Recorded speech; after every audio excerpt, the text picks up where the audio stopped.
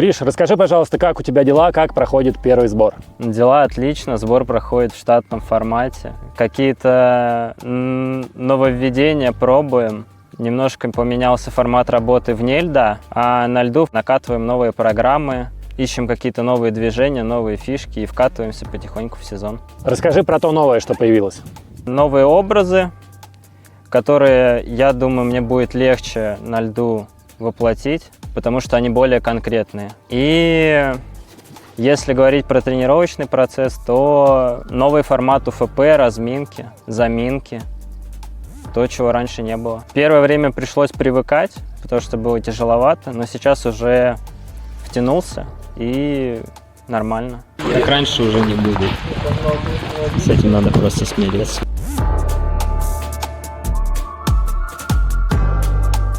Знаете, Григорий Федоров топ-20 фигуристов истории.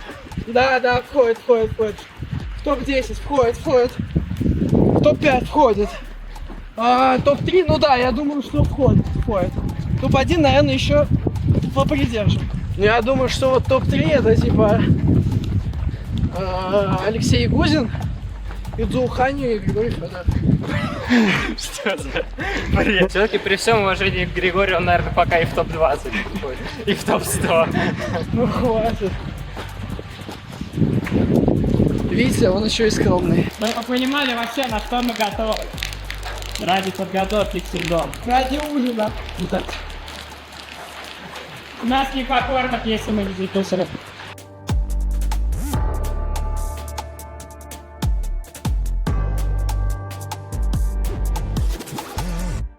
Как ты ищешь свои новые образы и как ты вообще ищешь себя как фигуриста? В течение сезона я уже слушаю музыку, я всегда слушаю музыку.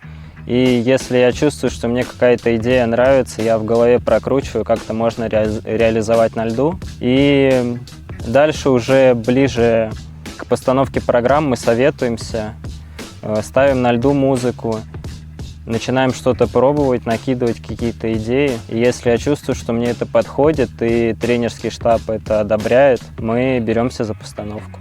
Мне нравится разноплановость, и мне нравится в один день чувствовать себя весело, в другой грустно и переносить это на лед. Поэтому мне хочется, чтобы короткая программа условно отличалась от произвольной, программа одного сезона от другого, чтобы я не застревал в одном настроении, в одном образе слишком долго.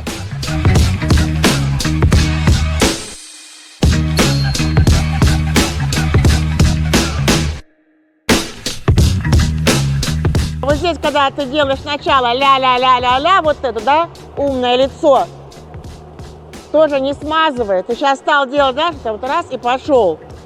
Ты тут не подбородок чешешь, а мысль устаканиваешь.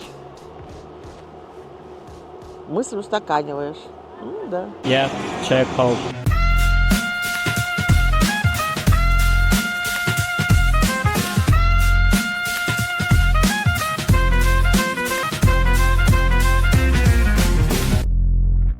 Месяц в Кисловодске – это довольно тяжело.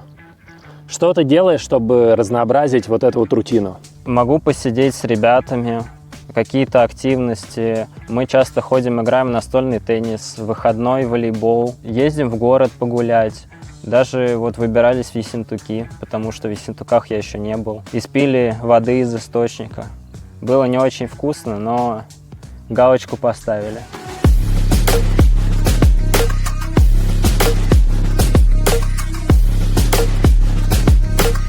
Главное, что ты понял о себе по итогам прошлого сезона? Наверное, то, что я могу выполнять определенный объем работы, и то, что эта работа в итоге перетекает в результат на льду. То есть, что все, что я делаю, оно не впустую, и надо продолжать работать дальше, чтобы результаты улучшались. А если вдруг у тебя что-то не получается и результат не улучшается? Ну, пока такого на длинной дистанции не было. По динамике сезона все-таки какое-то движение вперед есть, поэтому это меня мотивирует работать дальше. Где ты ищешь вдохновение, мотивацию, смысл в своей работе? В первую очередь внутри себя. Мне хочется улучшаться с каждым днем во всех сферах, в которых я себя ищу, в которых я развиваюсь, работаю. И поэтому каждый день я думаю о том, что я могу улучшить, и прихожу работать над этим. А ты как-то это фиксируешь или как пойдет происходит? Нет, оно не случайно, но скорее на внутренних ощущениях строится. И аспекты, над которыми надо работать, которые надо улучшать, я и так понимаю. И по ходу сезона я вижу, как работа окупается или нет. А расскажи нам про эти аспекты. Ну, если прям банально, то стабильность в прыжках, передача образа, хореография, выносливость. Все это еще имеет какую-то область доработки, и где-то даже большую область доработки. Поэтому мы все время находим, над чем работать. А если не банально? Если не банально, то дисциплина, мотивация, нежелание что-то делать. Как-то надо переступать через себя. А как ты с этим борешься? Я вспоминаю, ради чего я вообще все это делаю.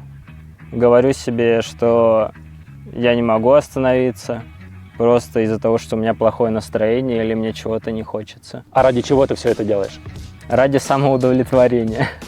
Ну, звучит как будто бы слишком абстрактно. Но оно и все так абстрактно. У меня нет какой-то одной конкретной цели, которую я хотел бы достичь. Скорее, я хочу прийти к какому-то моменту, когда я смогу себе сказать, что я вот сделал в этом спорте все, что я мог. От предстоящего сезона чего хочешь больше всего?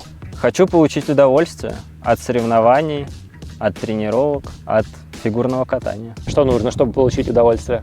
Я думаю, нет какого-то конкретного способа, но я надеюсь, что у меня получится. Надо искать во всем плюсы просто и во всем искать позитив.